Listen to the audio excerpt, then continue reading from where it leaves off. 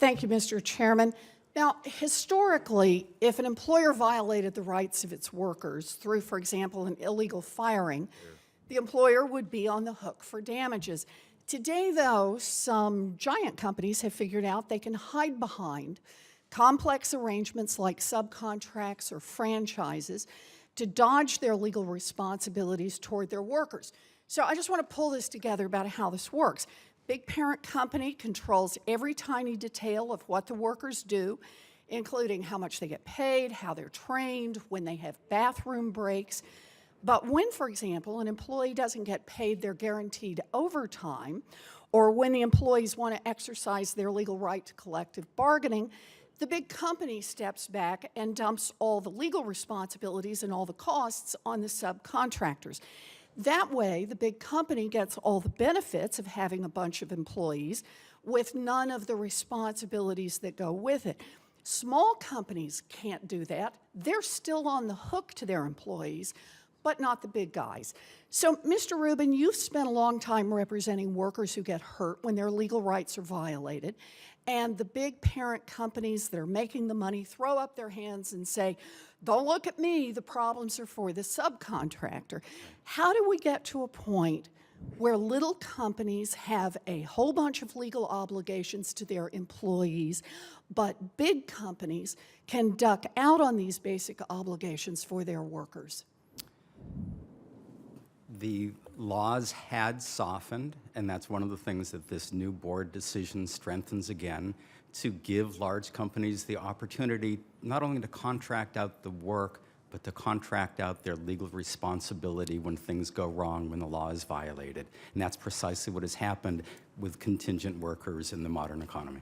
Okay, so what's happened is the NLRB has changed the standard through a series of case-by-case decisions. Now, what's been the consequence of narrowing the definition of an employer over the last 30 years? It's meant that there is far less meaningful bargaining because companies that control terms and conditions aren't brought to the bargaining table. There is far less responsibility. And what happens in practice is that at the first sign of complaint on the workplace floor, the larger company simply terminates. All of these are at-will contracts. They terminate the subcontractor. They terminate the workers. That's why in our warehouse workers case, getting an injunction that required that preserved the workers' jobs resulted in better wages and benefits for the first time and made a huge difference for these workers getting up to the middle class. So for these giant corporations, what I'm hearing you say is that basically this change in the rule, earlier change in the rule at the NLRB has just triggered a race to the bottom that has squeezed workers. Absolutely. It's squeezed workers. It's also squeezed the small companies that employ the workers. The only companies that benefit from this new arrangement, from the race to the bottom, are the ones who can get the work done more cheaply, the large corporations, without having any legal responsibility for the consequences. Okay, so into this comes the NLRB last August. Right. They finally acknowledged the problem that it had created back in the 1980s, and it began closing this loophole by broadening the definition of who is an employer, and so that workers' rights would be protected under those circumstances. So my Republican colleagues didn't seem to have a problem when the NLRB narrowed the definition. But now that the NLRB is going back to the original approach that it had used for many decades, they want to pass legislation to stop the NLRB. How would that affect workers? It would be devastating to the workers. It would result in a greater race to the bottom than we're already experiencing.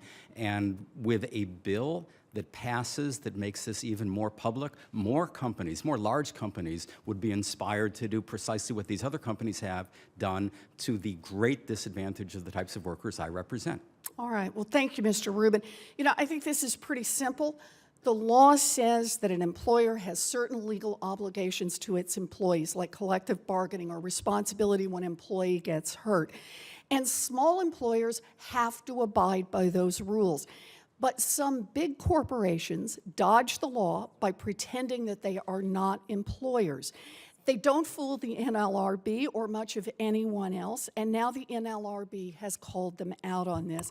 It is no surprise that giant corporations that use this scheme and their Republican friends don't like what the NLRB is doing, but let's be clear. The NLRB is following the law and standing up for American workers, which is exactly what the NLRB by law is supposed to do. Thank you, Mr. Chairman.